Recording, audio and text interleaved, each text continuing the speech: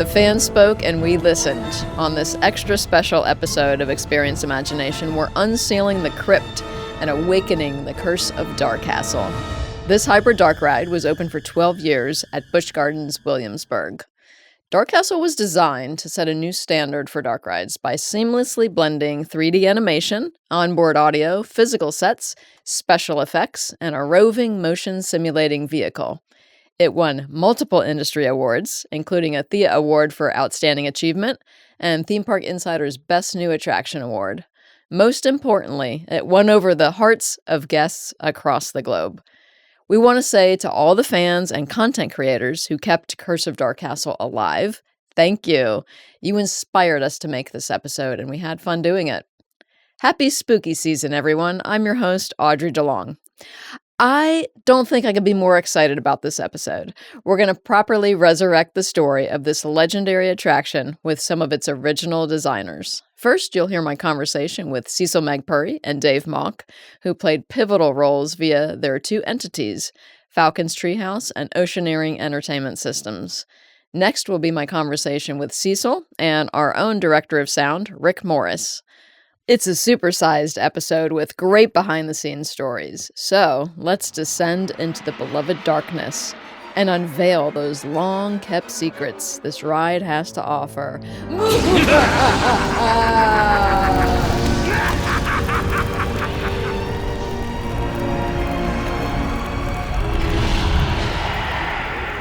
All right, I'm here with Cecil Magpuri and Dave Mauck. Hey, guys. Hi, how you doing? I'm great. I love this topic, and it's something we've been talking about for a while because DarKastle is it's a treasured attraction. It opened May 1st, 2005. 2005, yeah. In themed entertainment years. Yeah. That's a lifetime ago. So tell us what the industry looked like back then, what innovations had been developed, and how did you want to leverage those advancements in addition to your existing knowledge to up the ante for DarKastle? Well, the industry was coming off of a lot of big openings with simulator-based rides, some very complex media, delivery systems of 3D. The control systems were working hard to keep up with the synchronization between what you see and what you feel. And of course, that was around the time where we were starting to see pretty significant influence in safety systems. Now, why is that a factor? Because usually with the increase in the safety systems, it puts more traffic on a lot of these control systems and networks and makes it a little bit more difficult sometimes to deliver some of these things that are thrilling. Okay. Yeah. I think it was the media-based experiences like Terminator 2 when storytelling in the film content side with an emphasis in visceral experiences introduced in watching content like T2 3D was pivotal. And so us creatives started to think about, wow, how can I use that medium and get that thrill factor from the visceral aspects of coasters? And what do you do to combine those two together? And so that's why I think DarKastle was driven by Oceaneering really wanting to come up with a way to create a product that could take advantage of this new desire for a storytelling medium of visceral experiences. Yeah. And that was the 4D Dark Ride product, right? Exactly. And we were convinced that there's something that could be thrilling, but not taxing on you physically. So you could have something that would achieve a low ride height, which was one of the criteria for DarKastle. They did not want to create something that's another 54-inch ride height. How do you make something exciting and thrilling that is also not stressful for the shorter demographic, the height, or guestless injuries and other things that are latent there? So. Yeah. So I think it was one summer in probably 2003. Yeah. And this gentleman by the name of Dave Mauck shows up in our humble little office in Windermere. And, Falcons has been open probably 3.5, 4 years at that point. And he comes in and says, Cecil, I know we haven't engaged a lot, but your reputation, you have the mojo. I'm like, what are you talking about? This is literally what Dave was saying. You have the mojo. I want to align with you and start to brainstorm about how we can make our product that we're investing in be relevant and effective, both from a creative standpoint and from a financial standpoint. Mm-hmm. And so they had proactively already thought about capacities, technologies to use to give you that kind of flexibility of visceral feeling, but wanted it validated from a creative, what you called a golden butt, right? Yeah. So they needed a golden butt to kind of come in and say, are we heading in the right direction? Being a technical provider of technology and ride systems, you still need to tailor it to audiences, right? And so he approached us at Falcons, me specifically at the time, to start to partner with their company to think about how to make this product marketable and relevant to those who will be using it as a tool to create experiences, right? And Cecil's exactly right. We wanted to accentuate the things that it did well, and then sort of avoid the things that maybe were difficult or would add more cost or complexity to deliver. So it's knowing what you have and really highlighting those positive attributes to make it work. Yeah. Dave, you were with Oceaneering Entertainment Systems. Tell us about the beginning. Did Busch Gardens come to you? Tim Viox and Larry Giles were in Orlando, and they stopped by to see me and just to see what was out there, what had we been working on, and those kinds of things. And I said, well, we've got this little dark ride that we've been working on. They said, oh, no, we've looked at dark rides before. We just dark rides are expensive and they're complex and those kinds of things. And I said, well, look, let me go away and work on something and could we set up a meeting and let me talk to you? And so I went away and of course, as Cecil had mentioned, we had already been working on something. And I said, hey, Cecil, let's get together. And Cecil and I started to think about this. And then we together reached out to Electrosonic and to NASL. And we got together and we formed what we referred to as the ENFO Alliance, Electrosonic, NASL, Falcons, and Oceaneering. And then we shuffled different names. So yeah. we wanted to come up with which letters acronym. work best together. Yeah, and it was really an alliance. It wasn't, there was no contractual relationship between us. And then we together, sort of shoulder to shoulder, went back and approached Busch Gardens, Donnie Mills and Dan Brown and the team, along with Larry and Tim, and we ended up talking a little bit to Keith Kaysen, who was running all of it at the time, and looking back, I mean, the amount of trust that they put in us, as we executed the job, we kept that in the front of our mind, that we horse traded scope. We did all kinds of things to make sure that we were still aiming for the end budget. And what was interesting about that alliance is in how we operated is, again, like I said, horse trading scope. What I really mean is, hey, we have this scope, but we don't think that that's going to serve the guest experience. So we'll put this money or time or resources back onto the table if someone else needs that for theirs. So let's say there's something that came up and, hey, man, scenically, it'd really be nice if we could do that. Then that's where the effort went. And it really went to the relationships, if you will, of the people that were involved, the trust put in us from the executives at Busch Entertainment Corp. But they really embraced this process and support us and pushed us all the way through.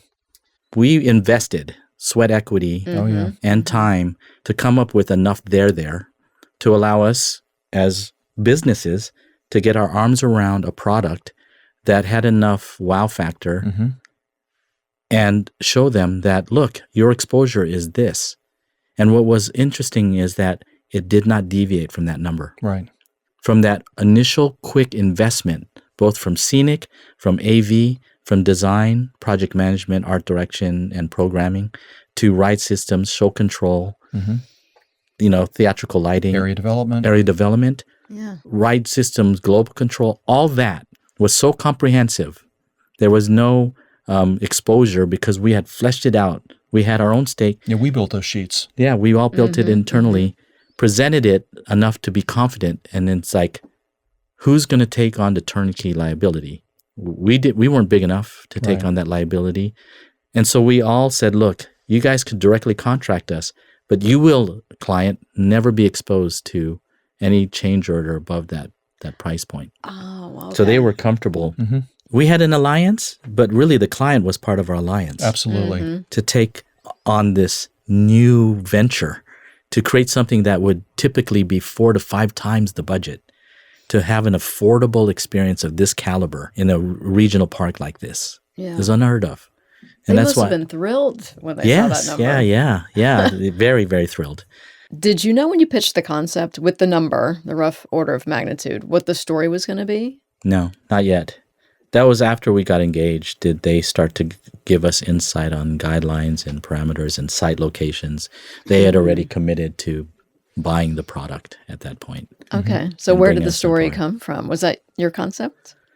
It's hard to take ownership because it's really a collective series of events that got to where that was. But I was a big advocate for pushing for Mad King Ludwig to be the antagonist, if you will. But again, I think PJV was heavily involved with the process of storytelling as well as the park as well. But I think being kind of the story creative lead on the project, I think we were the tip of the spear, if you will.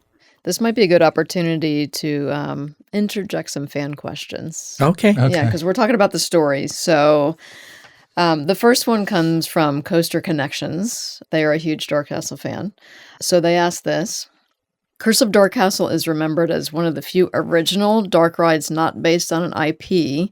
Was there ever pressure to use an established brand, or was original storytelling always central to the project? I think there was a desire for the park to look at an IP early on. And I think we did kind of entertain some different IPs. IPs is appealing because it's a known entity and it could there's an awareness around that IP.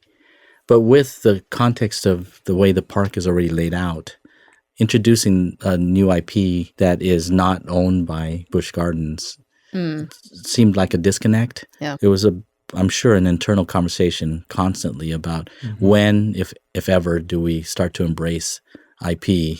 But I don't think there was a successful enough of an idea that justified it. And I think we started coming up with such a strong story that was so on brand for the type of product that we were promoting that it was just a perfect match to stick with a custom IP that we created. Yeah. You said it was for all ages, so was there consideration to not go too scary? Oh my gosh, if you could see the due diligence, this is something that was very strong from Busch Gardens. They did a lot of analysis of what was acceptable and the consumer targets. And if you looked at our drawing package, which I'm very proud of, our concept package was very comprehensive. It showed from spooky to grotesque and scary and, so there's these diagrams that we've created that show at what spectrum do we need to be? Is it Mickey's spooktacular level, young demographic? Is it Casper or is it like, The Ring? How dark do we want to be? And so we found this, what we called the rites of passage category. It's when you think you have enough metal, you're reluctant as a 6 or 7 year old. You're at that threshold, but I think I could do it because I'm going to muster up you're getting brave at that point. I'm going to be brave enough, and I'll ride it with my dad or my mom or my grandfather or grandmother. And so that was kind of our litmus test, is make it on that threshold of a rites of passage. So now I survived, and I was a big enough kid to weather the scary factor of that's so DarKastle. Cool. The artistry around the music and the sounds, it was so pivotal on what category does it fall in? Is it Casper or is it too scary? Yeah. Music played a huge part in that aspect. So it still needed to be thrilling enough for teenagers and adults. Right. So that's why it was actually probably harder to make it not so young than it was to be too dark. And what we recognized too is when I was growing up, the internet wasn't available, and the rites of passage for me would be different to the kids during the time we opened up DarKastle. Their tolerance was a lot higher. Their exposure to content was a lot more than what I experienced. So I was really surprised how edgy we could get and still be in the safe zone for the younger demographics. That's a good point. Yeah. Don't use yourself always as the metrics.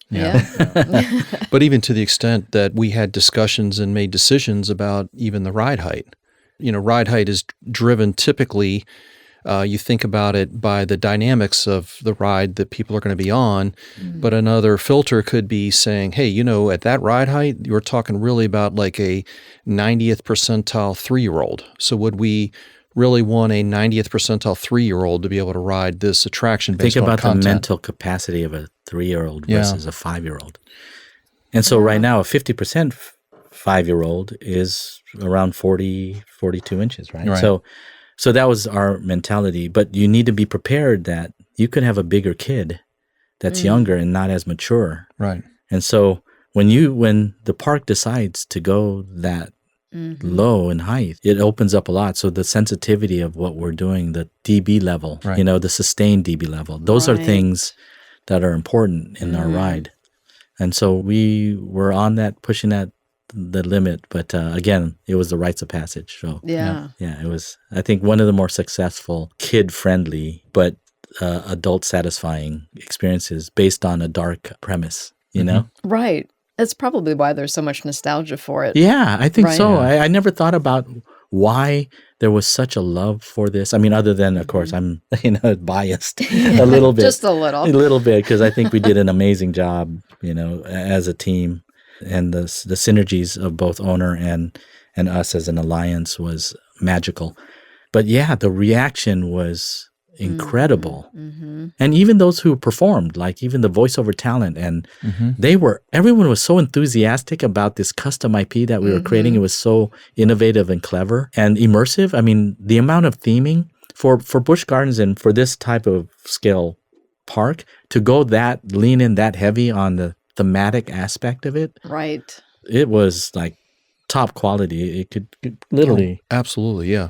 Well, I mean, it was rewarded by the industry and peers, right? Certainly. And I think it was also rewarded when you start looking at the in-park metrics of ridership. It's at 100% ridership, they gave as many rides as they issued tickets at the front door. And so when you start getting into attractions that have 150, 180, 200% ridership, that means that they ride it more than everyone rode it you more wish than for once. 80, you wish for 75. Yeah. But to get double the park capacity that rides the experience is incredible. Yeah. That is. Opening day, they promise that everyone will ride, whoever comes. Because, some people strategically don't show up because it's going to be crowded and they'll never get on and they'll get kicked out. It was so popular that they kept the park open 4 hours longer after the closing time to accommodate guests to go through the ride. The queue line was off the charts. Yeah. That's insane. Multiple hour waits. The amazing marketing team who the awareness of that was massive. They did such a good job. And then, of course, people who came in the morning only echoed how beautiful and exciting it was. So throughout the day, just people started coming and showing up. It was an emotional day that we were there. That was really exciting. And for all of us vendors to be invited to participate and highlighted, we were like part of the ribbon cutting. Yeah. It just showed the alliance was respected. It wasn't more just a vendor just executing our vision. Right, yeah. right. We were But you part really of the partnered team. with Yeah. them. It was a partnership. It really was. Yeah. Let's say What that. was that like on opening day when you got to experience it with everybody? It was substantial. I didn't realize how much they were going to lean in. They did an ice sculpture of the castle itself. They had an actor perform as Mad King Ludwig in the tower performing. They had a live symphony playing the score that we custom produced. Yeah, we had custom music haunted composed. Talent that was wandering around the park. Yeah, they had ghosts. They had the ghosts that we had in our final scene replicated and dancing around and doing the waltz. That was part of the media that Super 78 executed. And Dina and team. Yeah, Dina that and was team. Amazing work. Yeah, it was really, really incredible. Well, I want to go back to the storyline for a second. This is our second fan question. It comes from Coaster Studios. And they ask, I have to know where all the cheesy jokes came from because it's part of what made the ride so quotable and part of what made it memorable. You mentioned Colette was a writer on this. Yeah. Talk about the story writing process. Well, I think I would have the team come and I would come up with some ideas and visions. And we had our little library in our old office, which, you're familiar with, Audrey. And I would basically sit in the room and have both the creatives, the writers, and the artists kind of hear how I describe the experience. And so I would literally close my eyes and envision what I have in my head of what the experience should be from the time the consumers engage with the exterior to the queuing. And, we did a lot of studies of the actual, castles and his famous grotto. And so you could see those were influences of every scene. Mm-hmm. All those are real references to Mad King Ludwig's venues that he lived in. And so I would go through that whole process. And I think it was a combination of the writers that said, humor is going to play big here. The personality of the character is huge. And they would start coming up with ideas and throwing them in. And we adopted it. That didn't stem from me. That stemmed from the room, the writer's room, if you will. Yeah. Where the humor layer gave a personality to the character. And I think a lot had to do with when we were playing the role of Mad King Ludwig, we were cracking up with our bad accents and trying to pull it off. So laughter became part of the writer's room. Okay. And I'm sure Colette was probably one of the key players in writing a couple of lines, and it's just stuck. Like almost every scene, we needed to have something that was so on brand to his personality. We started sculpting. Yeah. We had fun looking back at some of the concept art for Yeah. DarKastle. It made me think about character design. So what inspired the looks for the wickedly terrifying Prince Ludwig and the menacing wolves and the spectral nightmares found within the castle? Revolving around Mad King Ludwig, there was a lot of reference images that were being populated as references. And I just remember seeing in my head the scene of The Shining. Jack Nicholson. Jack Nicholson. Yes, classic. Yeah, so I used him as an underlay when I did my first sketch of Mad King Ludwig. I could see that. And PJ, who was one of our artists at Falcons at the time, took my concept sketches and started to elaborate and made it more stylized. Mine was kind of photoreal. Okay. It was too real where it was scary. If you remember The Shining, and he's like, oh, yeah, I "Here's do John." remember that movie. It's one of Yeah. my favorites. And so that scene for me was what I was trying to capture, that sinister look. And so PJ took it and started making it more stylized, and so it looked more animated. Okay. And so that's how we started to progress that. Okay, so if Jack Nicholson is listening. Jack Nicholson. Yeah, You inspired this character. He inspired definitely.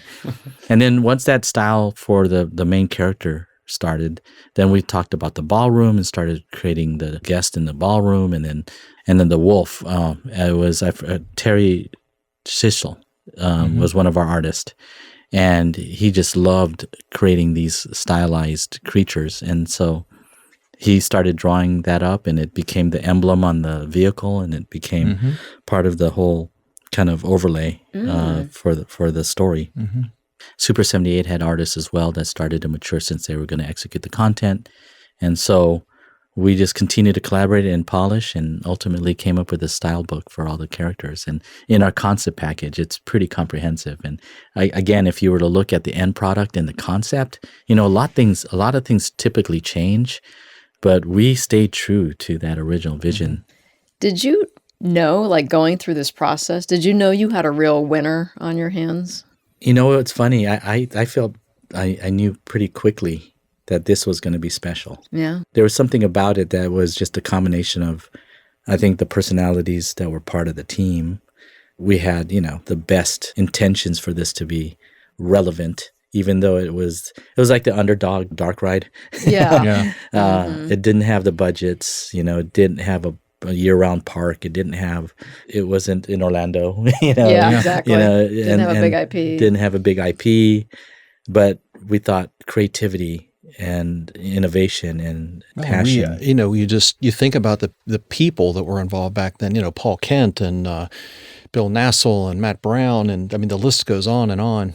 Dina Brennan and Colette, and this was a group of people that what I felt amazing about was I knew with this group of people that we weren't going to fail. Yeah, and I think the client like Larry was such a champion. Oh yeah, absolutely. To arm us to win, I think that was a big one. And of course, PJV and GRG at the time. Even the MEP side of things, we were being clever about MEP.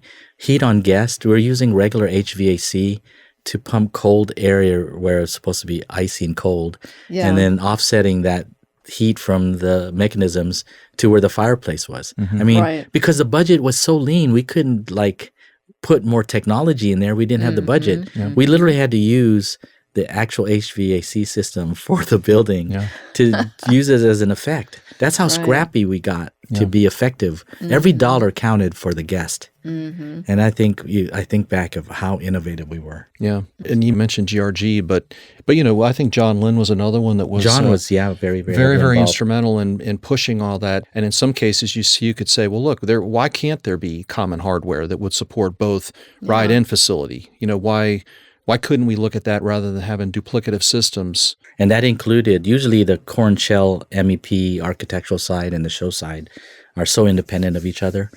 But again, not in this case. PJV was heavily adjacent to us when it came to the development and compromising some of the facility buildings to be lower in ceiling height to save money to offset for the show. That's how comprehensive this was. Oftentimes some of the projects that we get engaged with, a lot of these resources get brought in too late. Right. And so a lot of it's too mature, and so they really can't make a difference, so they just execute, and there's levels of inefficiency. We pulled that all in early. And so Really early. early to the point where it was almost predefined, like a prepackaged solution. But to have somewhat fleshed out dark ride that we as an alliance proactively resolved ahead of time, like supervising show control. We decided it was too expensive to do that, so we found a way to not have this other control system that controlled both the ride and the show. We had them talk to each other intelligently, so we didn't have this other layer of a control layer. So those are all things that were kind of gifts to the project, so it could actually survive. Yeah. So I think even for the industry, it was a statement. It was absolutely a statement that, a regional park can have a story-based, high media content, thrilling attraction that serves this For a wide demographic specifically. Yeah. I think walking away from that, that gave others confidence to say, hey, wait a second. I mean, if they can have that, then maybe we can too. I think it also helped even for the big parks to reinforce that there can be, we always refer to the old Disney ticket book, right? But I think there could be a really thrilling C-ticket attraction versus something like this that's high media based is always going to be an E-ticket, right? Which back in the old days was the highest level of ticket for the most expensive attraction. So I think it benefited everyone that it could be done. So can I ask you, what is your personal favorite thing about Curse of DarKastle? I'm sure you wrote it plenty of times. Yeah. Oh my God. You want to know how many times I wrote it? I do. Oh my God. In one day, I wrote it just because I was programming the ride. And I don't know if you remember, we had to, every basically 3 inches, we had to mark and identify what level of rotation I wanted through the experience. 3 inches? Yeah, every 3-inch marks, we were, that's the level of accuracy we wanted the programming. It's matured since then, of how we program. Right. But we, Oceaneering Entertainment Systems at the time came up with a joystick interface, which was pretty innovative at the time, where I could write it with a programmer, and we'd write it and we'd roughly get what I wanted just by real-time joystick, and it would run a program. Okay. And then I would go back and literally incrementally at every 3-inch adjust that first program over and over and over again until I got it right. I wanted to make sure that the visuals and the corner pinning rendered content that Super 78 was doing was spot on, because once you're off, that's when, people don't feel right, Yes. If the visuals and viscerals are off slightly.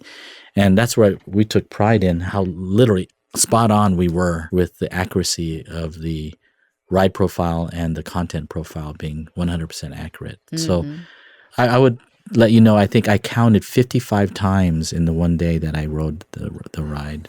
Wow. That's amazing. Over and over. And I'd get out, throw up, get back on, ride it again. I was going to say, I think I'd be a little dizzy. No, yeah. It was rough on my body. But, you got to do it for quality, suck right? it up, right? Yeah. Suck it up. Favorite part? I think my favorite part coming out of it was just the team that we worked with. I mean, if you fast forward however many years that's been, and you look at the fact that we're here, Oceaneering Entertainment Systems is here at Falcons, and we are now Falcons Attractions.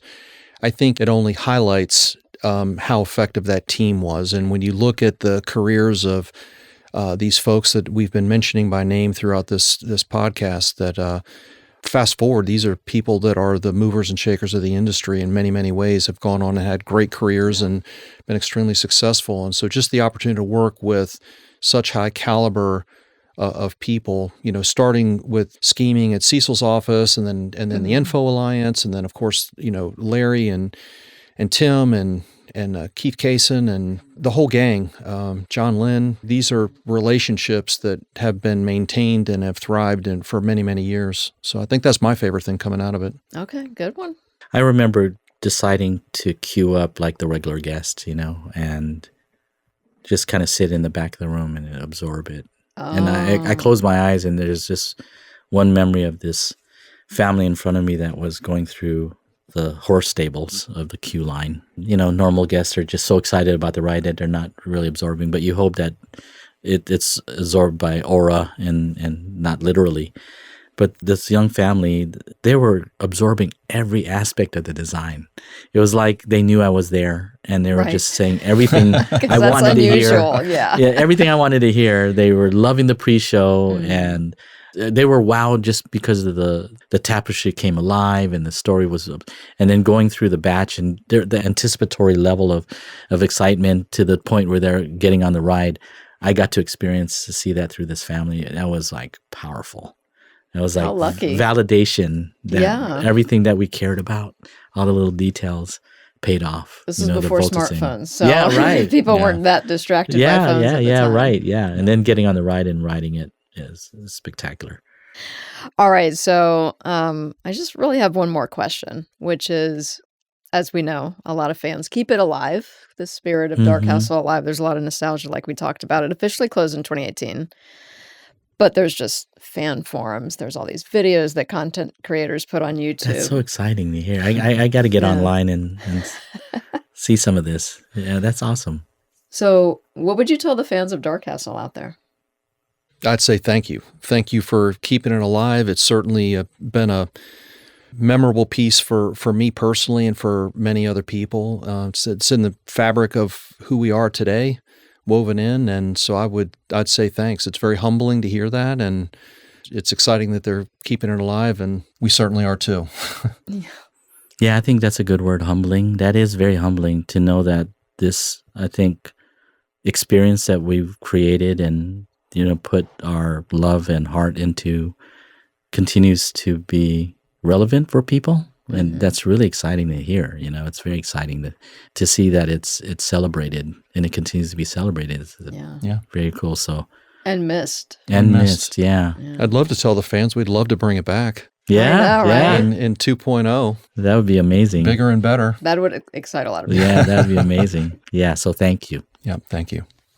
All right, well, thank you guys for being with me for this conversation. You Thanks bet. for having us. It's great. This is a lot of fun to talk about memory DarKastle. lane. Yeah, I love it. Absolutely. Thanks, Audrey. Thank you.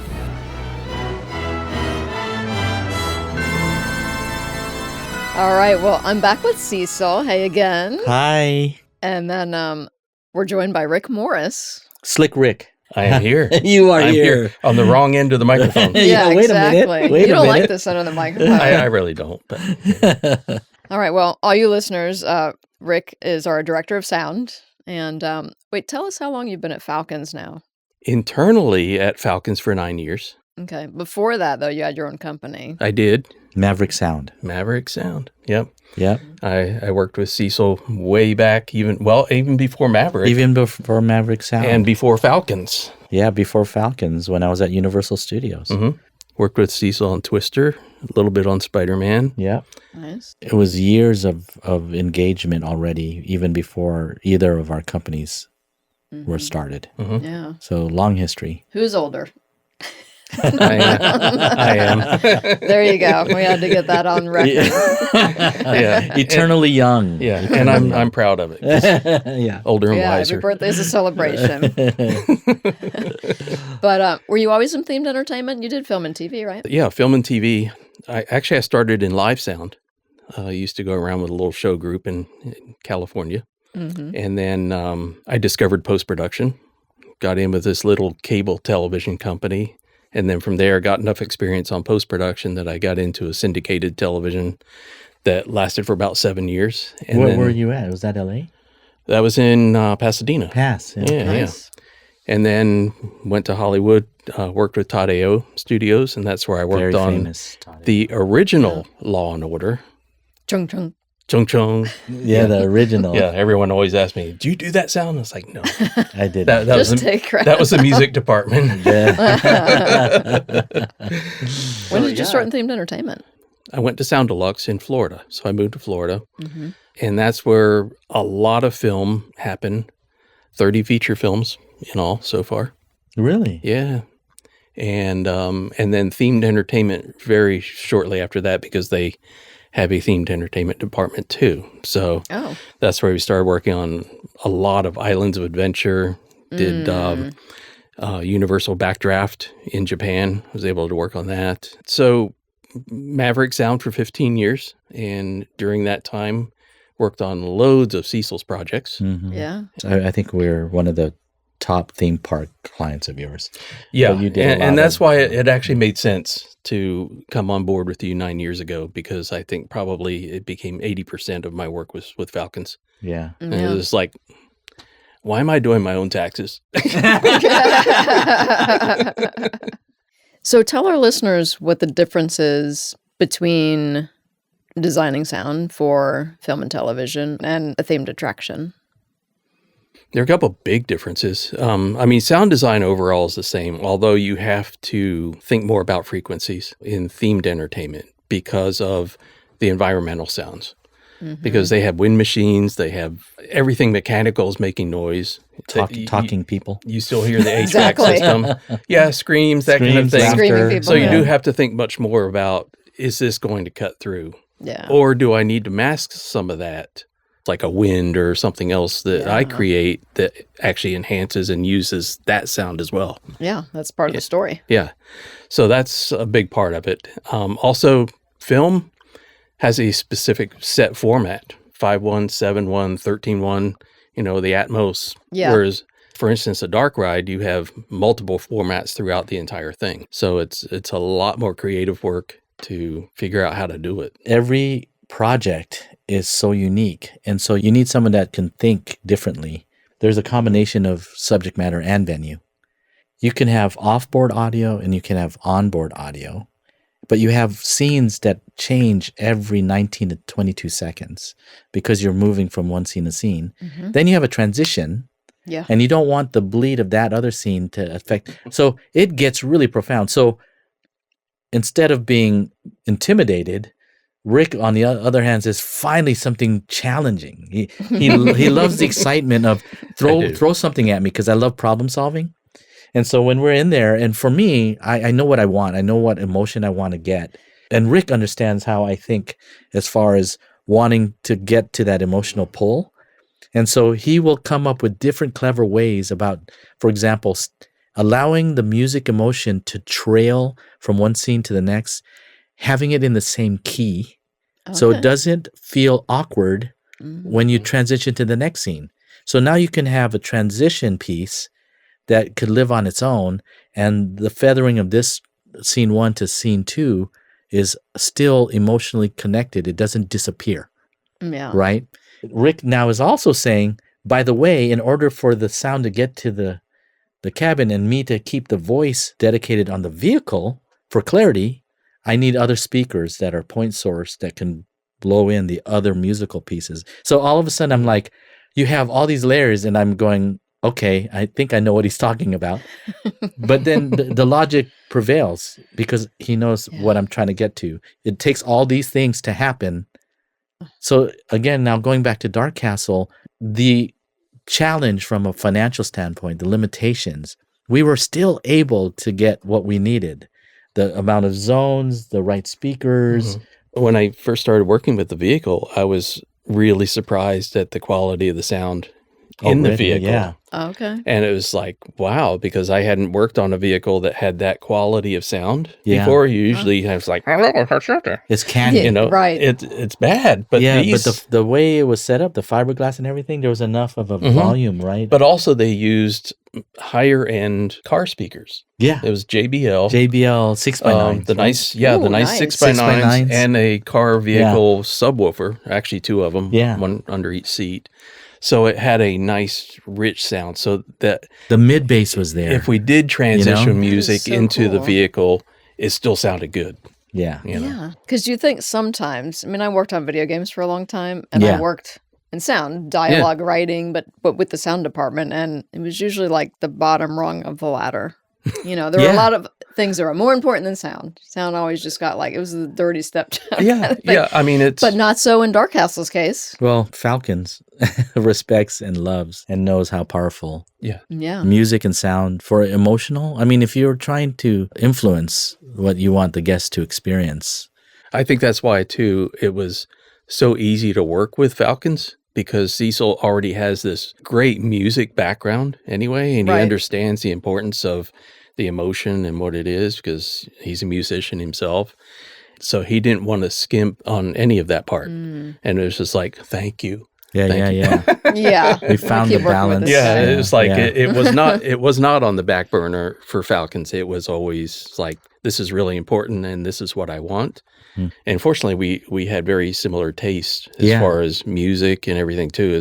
So it was easy to put temp tracks together, get composers that fit the bill for the project. Well, let's talk about the creative collaboration on DarKastle. I mean, Cecil, I'm asking you to think back now, Yeah. more than 20 years ago. What kind of conversation did you have with Rick? Do you remember some of those discussions early on about the sound? Yeah, we talked a little earlier about finding the balance between Casper, the friendly ghost, and, Poltergeist, that whole what in the spectrum of scare factors should this attraction be? And Rick was pivotal in trying to find the right composition and style of music that would hit the mark.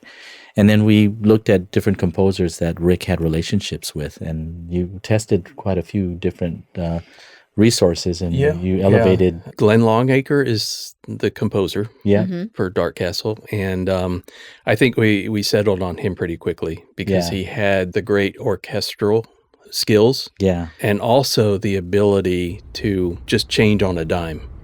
Because if you look at DarKastle, it starts out with this very eerie, and then all of a sudden, boom, boom, and then it hits into a different scene, and it's a different tempo. We try to come up with themes, right? Almost. Yeah. Because you're in the dining room, you're in the grotto, you're in the hall. So each one of them had a personality. You're tranquil and you're dancing, you're happy, but then all of a sudden the evil darkness of Mad King Ludwig comes down. Ha ha ha! You think you've gotten away, and it worked out exactly. off, You knew yeah. you needed that agility that Glenn had, and fortunately, we were able to secure the proximity. I flew out to LA and met at a studio that we remoted, and he conducted. Yeah. We talk about psychology a lot on this Yeah, podcast yeah. and storytelling. Mm-hmm. For DarKastle, how did you use sound to build suspense and fear and anticipation? What are some good examples? Well, again, that's that thing where we had to be careful. Yeah, right. But, for instance, the beginning of the dark ride, it's quiet and it's just eerie. And to make that eerie sound, you have some underlying wind that just kind of comes up just high enough to give you a little tension. You hear a wolf howl in the background. And then you hear from inside the castle, because we're still on the outside right now, as we're coming towards it. You Like the hear front some door. distant screams of actually the ghosts are scared to death of Ludwig. Of Ludwig. Yeah. Wow. Okay. So even the So dead you- is scared of. Yeah, so you of hear the Mad distant King. screams, you hear the wolf howl, you hear the wind, and then all of a sudden the doors burst open. I see we have guests. Mad. That's your introduction Yeah, to the your Madman. introduction. Yeah. I want to talk about voice talent because that was such a big part of this attraction, both in the pre-show and the main show. How did you go about the casting process, and why did you settle on Tom Cassidy to play Ludwig? We had tested a lot of different voices. We tried it internally to role play it, and I think we were honing in on the bombastic aspect of the voice, the presence. Right. We knew that we wanted that. So, you've come to tour my castle. You'll simply die when you see. And you searched for different voice talents, and you had different samples be brought in. Yeah, right? because and I started looking at Sunspot's productions in Winter Garden. Winter Garden, yeah. And came across Tom Cassidy, who was the co-owner of Sunspots. And they've done a lot of work. I mean, their brand was strong. They've done a lot of work in Hollywood. And we found that this talent pool and resource was right here in our backyard. And so. Hearing Cecil working with Tom, because we were actually able to go to Sunspots. Yeah, of course, we went to the studio and and worked and directed him there. Yeah. Good. And just hearing Cecil be able to hone in his accent, that was one of the big things too, because it needed that Bavarian German kind of accent, but not too strong so that regular American people wouldn't understand. It's like, what did they just say? Yeah. So he kept working with his accent until it's like, that's the one. The blend, that's it. Yeah, Keep that. It's still Germanic. Yeah. But intelligible, you know. And what I found is a lot of people have a hard time with people with accents that are thick. Allow me to introduce you to my friends. They've been waiting for you. And he caught on pretty quickly on trying to find that balance, Yeah. And so I'm saying you could get a little bit more accent here. You could lose it a little bit. As you get more passionate, you get less American and you get more German. So those are the kind of directions that I was giving him during the... And, if a good performer, they understand that. Oh, yeah. So voice talent is equally as profound as, on-camera performances, right? So, and so he had that skill set. And then on top of that, the presence of his voice. And he was so versatile too. It was just like, he can do so many voices. In fact, he did a really funny Homer Simpson that in one of our outtakes. Did he really? Oh my God. Oh, stupid force field. That's a hard voice to do. Yeah. Yeah. And on top of that, how you talked about the writing of humor? Mm-hmm. How you deliver humor in the middle of this dark thing, And so he was truly a performer and where he was able to switch on it. And then the Queen was very good too. Sandra Kyler. Right. Okay. Sandra Kyler. You must go back outside the walls. My son has no power there. Yeah, she was the same.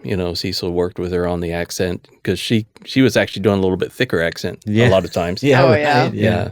To have that level of talent, it's so rewarding to collaborate with that, Yeah. And then the pre-show was George Colangelo. Yes. He has such a warm but kind of ominous voice. Yeah, right. Storytelling George. voice. Oh, you know? George. Like the ghostly horrors that always grow in secret shadows, Prince Ludwig grew to be a troubled child. Soon even the kindest servants avoided his evil gaze. And we just came up with him because he's actually a friend of ours. Yeah. That we had worked with before, not for voice, but for writing and just he's a great writer production. and he's been a performer on stage. And so he's a very talented actor. I forgot he had done the pre-show. Yeah. Yeah. As I reflect on it, the amount of effort we put in for quality and the talent involved, I could see why. Yeah. Right? It's the detail, too, Yeah, that goes the detail. into it. Oh, Yeah. yeah. I'm curious, did you do any recording in the field? Yeah. That was fun. Oh, no. Yeah. He's got a story. I went to... you just love going out in the field. He does. Yeah, I don't do it enough anymore. I need to do it more often. Yeah. Because of the whole wolf thing. I wasn't getting the sound that I really wanted with the wolves. I got a hold of Lake County Sheriff's Canine Training Center.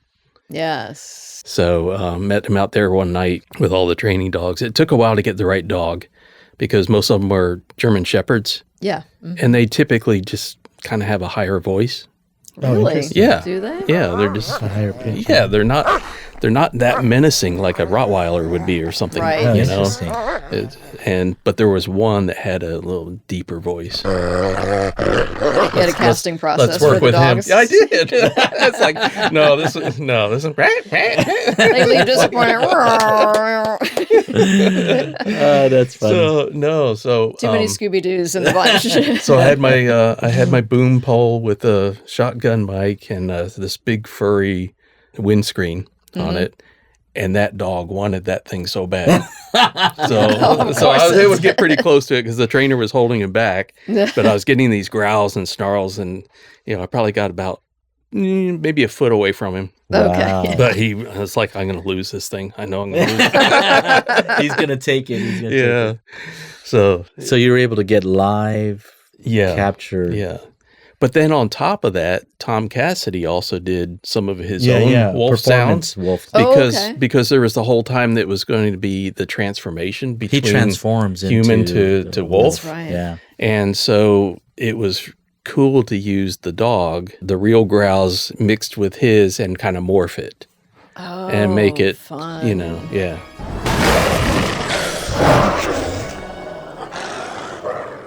That's cool. So you had I forgot about. I you could actually see had the the scene. real. You had Yeah. the He's real leaping human. at us, and I Yeah. could see the scene. That sounds like a fun project to work on, but I'm sure there's some secrets and behind the scenes things that you could spill now. You have such hunger for my secrets? Come, it shall be fed. Nice. All right, one is not really a secret, but it was a really cool thing that the vehicle was capable of almost frame accurate triggering. What does that mean? They have triggers all along the track that when a scene is coming up, when the trigger hits, it can trigger the media to start, it can trigger the onboard audio to start at the same time. Yeah. A lot of vehicles are a few frames off every time. They're not really consistent. The trigger just doesn't react as consistently sometimes. And this one, even back then, was so consistent that I was very near frame accurate for transitions and that kind of thing, for layering the music and coming in and then going back into offboard. And it stayed consistent. It just happened every time. It was like, this is perfect. No drift. Yeah. Accurate to frame. Yeah. That gave us, from a creative standpoint, that just like when you want to hit a moment, emotional beat, and you see the content, you see the visual, and we could make sure that moment happened exactly where we wanted. So yeah. And then Oceaneering gave me access to the side panel of the vehicle, so I could actually, instead of having to give them notes to program, I'd be able to go in and adjust the timings myself on the side of the vehicle, and then test it, and then go again. And you got to remember that these systems are untethered, right? Offboard and onboard, but our ears are hearing them at the same time. Yeah. So he had to make sure that the onboard and offboard score and moments are frame accurate. As a sound designer, now he has to pull out what he decides should be inside and should be outside. And they have to now sync to each other throughout the whole. But also the composer has to deliver the correct stems to be able to do that, because it's like I have this whole layer of stems, but then this layer has to come in underneath it. Right. Explain for the listeners what the stems stem? are. Oh, it is the breakouts of all the different instruments. For instance, you have the violins, you have the violas, you have the cellos as far as the strings and the basses. All your brass is split out. So I have all of those tracks He has separate. freedom to every one of those Yeah. You can instruments. dip or raise. Right, because it sounds totally different in the venue than it does in the studio. I can make it sound beautiful in the studio, and I take it on site and play it through those speakers. Yes. And it's a different animal. It changes every time. Right? Yeah. When you go on site. Right. Yeah, So not only venue, but equipment, and then acoustics and all those other things. Right. This might be interesting for our listeners to hear, but there's all the planning that goes into the process ahead of time, but then things change when you go on site to program it, right? Mhm. Tell us about the on-site process. It's kind of like what we were just talking about, in a way where you have layers of the stems that the composer needs to give me what's called handles. So it's like extending the next layer that's going to come in. I might have to change the timing, because there's always some kind of thing on site where, the vehicle didn't quite go as fast as it should have there, that kind of thing. And it's just easier sometimes for audio to fix it than to reprogram the vehicle after a Wow, certain we're point. getting deep. We're Yeah. getting deep. Yeah. So let's talk about the system, right? You have a dark ride that has pinch wheels that are pinching onto a metal plate that's bent throughout the ride, right? Yeah. And I want to be at a certain place at a certain time in a certain visceral experience at a certain area. So that's all theory that's done in Maya, and so we're doing that. When the real ride profile happens, it's not one-to-one, right? So the pinch wheel, the technology, the friction, the beginning and the end could be matched, but the all variability throughout the whole thing could vary within frames or multiple frames. And so that variability is where he starts to feather in, moving from this stem to off-board versus on-board. Should it feather longer here? I mean, there's so much dynamics involved because he now finally knows where the vehicle is in the speeds. It's not what the video shows. Right. It's what I'm experiencing is different. And so now he has to do those micro adjustments, and that takes time. And that's why I need that extra material from the composer, that'll To give me have. those extras. Like, Yeah. oh, okay, I need a whole second earlier, for this next stem to come in. Plus the planning of that too. We try Oh my not gosh, to the we try planning. not to have a lot of rhythm going on in the transitions because it's much easier Can you imagine to being frames off of the rhythm? Right. Frames off of Yeah. dun, dun, instead dun, dun, dun, dun, dun, it could get muddy. So you get more ethereal sounds and more, sustains and that kind of thing for the It's transitions. truly an art. It's an art. Yeah. Oh, yeah, Yeah, for yeah. sure. What's really unique about Dark Rides is not only the content that you're watching, it's also the ride itself, and you're going through, visual effects. And so we had backstage technology did a lot of our effects on our experiences there. And I just remember the fireplace when we pulled that off, and we did the first time turning it all on and had the atmosphere and the theatrical lighting, and we actually go into a fireplace in the ride. And for those fans really remember this, we made the face look ominous, like it was a mouth, opening up, and it would come back on, and just all of a sudden we're like, the vehicle was reluctant. We put personality to the vehicle as if it was invisible horses that are riding the sleigh. And so we would literally make it feel like it's not wanting to go, but it's being pulled in by Ludwig's power. And we're like, Come, don't hold back. It's time to heat things up.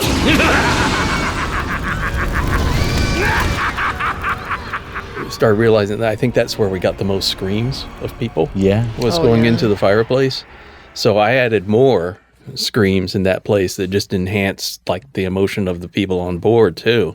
It's funny, those screams that you added would sometimes trigger people to scream. Yeah. Oh, I'm sure it did. Yeah. You know what I mean? Yeah. Oh, yeah. The first one to scream, now everyone's screaming. And Yeah. that was the case. It's contagious. Well, it didn't help the fact that right when you get in, we spun you, and we call it a spider move, where we actually use the 4 degrees of freedom.